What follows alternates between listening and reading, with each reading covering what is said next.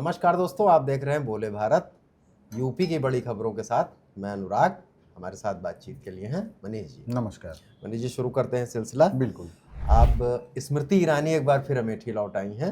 हाँ। और वो उन्होंने वहाँ अमेठी पहुंची, मुसाफिर खाने के कार्यक्रम में शामिल हुई और उसके बाद कई अपने पुराने कार्यकर्ताओं से मिली। पिछला चुनाव अमेठी से हार गई थी बिल्कुल किशोरी लाल से। उसके बाद से ये दौरा उनका आया है और अब उसके साथ तमाम सारे सवाल उठते हैं। फिलहाल वो अभिनय में सक्रिय हो गई थी। उनका भी जो सास भी कभी बहू का एक पुराना बड़ा, जिस वजह से वो मशहूर हुई थी अभिनय के क्षेत्र में, उसमें फिर लौट गई थी। टीवी पर वो आ रही हैं। लेकिन अब ये सवाल उठ रहा है कि आप फिर वो अगला चुनाव अमेठी से लड़ेंगी या वो कार्यकर्ताओं की मिजाज पुरशी के लिए आई थी? देखिए, आना जाना यदि नेता का अपने क्षेत्र में रह रहा है तो इस बात के कयास लगाए जाते हैं और अंदाज़ा लगाया जाता है कि वो वापस से चुनाव लड़ सकती हैं। लेकिन अभी लोकसभा चुनाव में बहुत समय है। 2029 में लोकसभा का चुनाव होगा, चल 26 रहा है।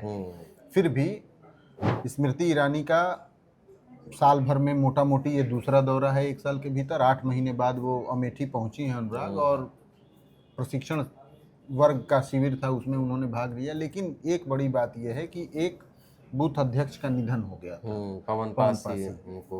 उनके घर गई, उनको श्रद्धांजलि दी। और सबसे बड़ी बात यह है कि पवन पासी के बच्चों की पढ़ाई लिखाई का जिम्मा स्मृति ईरानी ने अपने ऊपर ले लिया। अभी 3 दिन पहले की बात है, अरे 4-5 दिन हुआ होगा, राहुल गांधी भी अमेठी पहुंचे थे 2 दिनों के लिए और वहां पर उन्होंने बहुजन संवाद भी किया था। और पीएम और गृह मंत्री आरएसएस बीजेपी पे बड़ा कड़ा हमला भी बोला था। और पूरे देश में चर्चा में आया था। तो उसके तुरंत बाद स्मृति ईरानी पहुंची हैं, तो इस बात की सरगर्मी शुरू हो गई है। और दूसरा ये भी थोड़ा नेताओं में डेवलप हुआ है कि भले वो चुनाव न लड़ें, लेकिन कम से कम वो छोड़कर भाग गए, ऐसा कहने का मौका न। ये है दरअसल, बस सवाल दरअसल केवल ये था कि अमेठी का लोकसभा चुनाव हारने के बाद इस बार थोड़ा सा सक्रिय राजनीति से उतना सक्रिय नहीं दिख रहे हैं स्मृति। हालांकि मंचों पर दिखती रही हैं, मंचों पर दिखती हैं, लेकिन वो फिर बम्बई में थोड़ा एक्टिंग में इन्वॉल्व हो गई। तो इसलिए शुभेंदु अधिकारी के शपथ ग्रहण में थी, उसमें तो खैर पूरी भाजपा थी। उसका तो छोड़ दीजिए, वो तो उनके प्रचार में। लेकिन अमेठी लौटी हैं, इसलिए चर्चा अब जोर पकड़ेगी। बिल्कुल। अगली खबर पर आ जाते हैं। प्रधानों का कार्यकाल समाप्त हो गया है, ग्राम सभाएं भंग हो गई, ग्राम पंचायतें भंग हो गई हैं और उत्तर प्रदेश की सरकार ने निर्णय लेते हुए प्रधानों को प्रशासक नियुक्त किया था कुछ सीमाओं के साथ। अब उसको भी शायद चुनौती मिल गई है इलाहाबाद हाई कोर्ट में। हाँ, देखिए, आज वो तारीख है अनुराग, 27 मई, जब ग्राम प्रधानों को प्रशासक के रूप में तैनात करने का जो आदेश जारी किया गया था पंचायती राज विभाग की ओर से, वो अमल में आ गया है। अब 57,000 से ज़्यादा ग्राम पंचायतों में ग्राम प्रधान एडमिनिस्ट्रेटर हो गया है। आमतौर पर पंचायत चुनाव नहीं होते थे तो एडीओ पंचायत को ग्राम पंचायत लेवल पर चार्ज मिल जाता, ब्लॉक लेवल पर ब्लॉक डेवलपमेंट ऑफिसर को, और डिस्ट्रिक्ट लेवल पर चीफ डेवलपमेंट ऑफिसर या डिस्ट्रिक्ट जो डीपीआरओ होते हैं, जिला परियोजना पंचायती राज विकास अधिकारी में से किसी के पास इनको बनाया जाता है। लेकिन सरकार ने अफसरों को नहीं बनाया है, बल्कि ग्राम प्रधानों को ही प्रशासक के तौर पर नियुक्त कर दिया है। अब इस मामले को चुनौती इलाहाबाद हाईकोर्ट में दी गई है और ये कहा गया है कि यह संवैधानिक है, ऐसा नहीं होना चाहिए। ग्राम प्रधान को प्रशासक के तौर पर नियुक्त नहीं किया जाना चाहिए। देखिए, एक और बड़ी बात है अनुराग, किसी भी इलेक्टेड व्यक्ति का जो चुन कर आया है वोट से, उसके कार्यकाल को बढ़ाए जाने को लेकर यह बात कही गई है और इसको चुनौती दी गई। इस पर इलाहाबाद हाईकोर्ट में सुनवाई चलेगी और क्या फैसला आता है ये देखना अहम होगा। लेकिन ग्राम प्रधानों को प्रशासक नियुक्त किए जाने पर सरकार के सामने चुनौतियां आती रहेंगी, तकनीकी समस्याएं आएंगी। उसकी वजह एक ये है कि जो आदेश जारी किया गया है उसको भी आप यदि गहराई से पढ़ेंगे तो उसमें लिखा गया है कि 6 महीने तक, यानी पंचायती राज एक्ट में ये व्यवस्था है कि यदि किन्हीं वजहों से चुनाव नहीं हो पा रहा है तो जो आप पंचायतों में, ग्राम सभाओं में एडमिनिस्ट्रेटर नियुक्त करेंगे उसकी मैक्सिमम अवधि 6 महीने होगी। अब यदि 27 मई को उन्हें प्रशासक नियुक्त किया जाता है तो जून, जुलाई, अगस्त, सितंबर, अक्टूबर, नवंबर, दिसंबर, यानी कि दिसंबर से पहले पंचायतों का गठन होना जरूरी है। तो ऐसे में विधानसभा चुनाव के बिल्कुल मुहाने पर खड़ी भारतीय जनता पार्टी या योगी सरकार क्या दिसंबर से पहले पंचायतों का, ग्राम सभाओं का चुनाव करा के गठन करा पाती है या नहीं, ये तो मैं इसीलिए कह रहा हूँ कि फिलहाल योगी तो ये सरकार के मुश्किल सामने, लगता है। हाँ, योगी सरकार के सामने ये बहुत मुश्किल है। और ये बात भी अनुराग आई थी कि अब तो पंचायत चुनाव साल भर बाद होंगे, तो फिर दिसंबर के बाद अगले 6 महीने के लिए कार्यकाल बढ़ाए जाने को लेकर क्या किया जाएगा। तो अभी सरकार को बहुत इस तरीके के नियम कानूनों से टकराना पड़ेगा। और मैं तो ये नहीं समझ पाया कि ऐसी कौन सी परिस्थिति प्रदेश में पैदा हो गई थी जिसकी वजह से पंचायत के चुनाव नहीं हो पाए समय पे। भाई, अकाल नहीं है, सूखा नहीं है, बाढ़ नहीं है, कोरोना नहीं है, युद्ध की स्थिति नहीं है, एक भी ऐसी चीज नहीं है जिसकी वजह से सरकारी काम कोई रुके। नहीं, चुनावी साल है मनीष जी, और इस तरह के पंचायत चुनाव को इस कराने में तो ये तो सवाल बनेंगे ना, मतलब अब बनाने में हाँ, तमाम खतरे रहते हैं, नहीं, लोगों के नाराज होने के।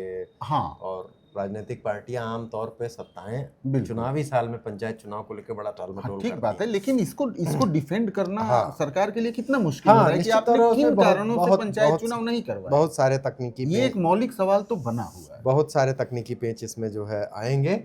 अब अगली खबर पर आ जाते हैं। उत्तर प्रदेश में भारतीय जनता पार्टी के प्रदेश अध्यक्ष पंकज चौधरी की टीम की लिस्ट आप कह रहे हैं कि कभी भी आ सकती है, कभी ऐसी भी आ चर्चाएं सकती हैं। है, बिल्कुल। कितनी सारी मुलाकातें हो चुकी हैं मनीष, हाँ। मतलब हम लोग बार बार चर्चा करते रहते थे कि आज राष्ट्रीय अध्यक्ष जी से मिले, हाँ, आज फलां से मिले, आज BL संतोष और धर्मपाल जी फलां से मिले, आज पंकज बिल्कुल। चौधरी जी मिले, और कयासों की खबरें छपती थी कि ये फलां मंडल अध्यक्ष तय हो गए, इस पर विवाद है।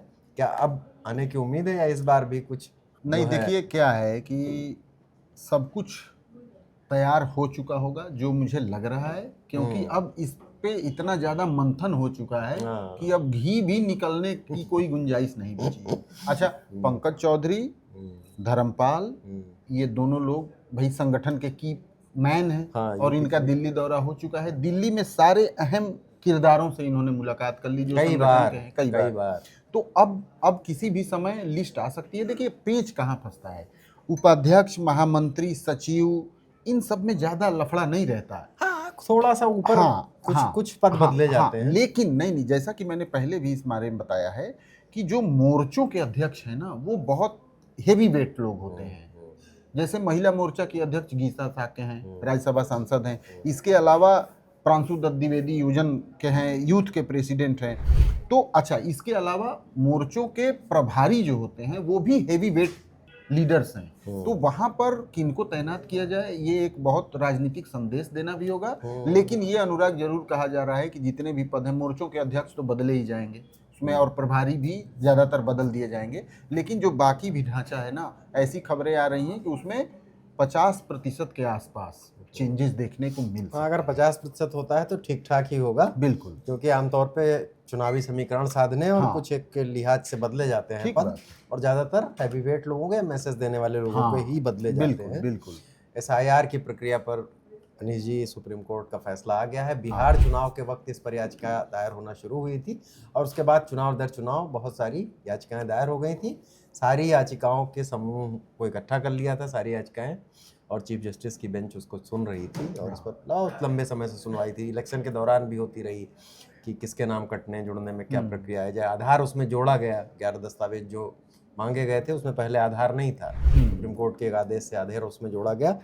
उसमें सवाल ये भी था कि जनप्रतिनिधित्व कानून और नागरिकता की जांच जैसे सवाल उठ रहे हैं, क्या चुनाव आयोग को ऐसा अधिकार भी है करने का। तो अब सुप्रीम कोर्ट ने साफ कर दिया है कि ये प्रक्रिया अवैध नहीं है। नागरिकता के प्रश्न पे उसने कहा है कि इस तरह के दस्तावेज वो मांग सकता है, और जब हमने आधार को उसमें इंक्लूड कर दिया तो अब ऐसे सवाल नहीं उठने चाहिए। बिल्कुल। और प्रक्रिया है, उन्होंने कहा कि ये सिर्फ इस आधार पे हम अवैध नहीं ठहरा सकते कि ये सामान्य चुनावी प्रक्रिया से कुछ अलग थी। चुनाव आयोग संवैधानिक संस्था है, उसको ये अधिकार है कि वो वोटर लिस्ट के रिवीजन के लिए, उसकी पुनरीक्षण के लिए कुछ तरीके अपना सकता है। बिल्कुल। तो इसमें भाजपा और NDA के बहुत सारे नेताओं का ये सुप्रीम कोर्ट के इस फैसले को उन्होंने वेलकम भी किया है। हाँ, निश्चित तौर पे वेलकम करेंगे, क्योंकि विपक्ष लगभग SIR की पूरी प्रक्रिया पर ही सवाल उठा रहता था। एक और खबर की चर्चा कर लेते हैं, बकरीद। उसकी छुट्टी उत्तर प्रदेश सरकार ने 28 तारीख को घोषित कर दी है, पहले 27 की थी, और उसको लेकर पूरे प्रदेश में अलर्ट है। सुरक्षा व्यवस्था मजबूत की गई है, कई शहरों में फ्लैग मार्च वगैरह हुए हैं। हाँ बिल्कुल अनुराग, देखिए जुमे के दिन बकरीद पड़ रही है, इसलिए और भी खास है, और बड़ी संख्या में मुस्लिम भाई नमाज के लिए जाते हैं ईदगाहों की तरफ। तो अब ये तो यूपी में पहले से चलन आ ही रहा है कि कोई भी किसी भी शहर में सड़क पर नमाज नहीं होगी। इसको बार बार योगी आदित्यनाथ ने खुद अपने मुंह से अभी ही हाल में दोहराया भी है। उन्होंने चर्च कहा बिल्कुल। था। तो अच्छा, दूसरे किसी तरीके की कोई असहज स्थिति भी न हो, इसके लिए भी पुलिस सतर्क है। कई जिलों में पुलिस ने फ्लैग मार्च किया है, जिसमें बनारस है, संभल है, खासकर जो सेंसिटिव जिले हैं उनमें। हाँ, जो बड़े शहर हाँ। हैं जहाँ मुस्लिम आबादी बड़ी और संख्या में और है। और कुर्बानी को लेकर भी बहुत सख्त आदेश जारी गाइडलाइंस किए जारी गए हैं। की हाँ, गई हैं। कि आप कुर्बानी कहाँ दे सकते हैं, जहाँ तहाँ ऐसे नहीं किया जा सकता है। और उसको कैसे हाँ, डिस्पोज करेंगे जो बिल्कुल उसका बिल्कुल, ये होगा, सारा कुछ। जो तो होगा। अब ये उम्मीद की जा रही है कि बहुत सकुशल बकरीद का त्यौहार निपट जाएगा। जी बिल्कुल, बकरीद का त्यौहार सकुशल निपटे। इसी के साथ यूपी की सुर्खियों में आज हमें इजाज़त दीजिए। कल फिर नई सुर्खियों के साथ हाजिर होंगे। देखते रहिए बोले भारत। धन्यवाद, नमस्कार। नमस्कार।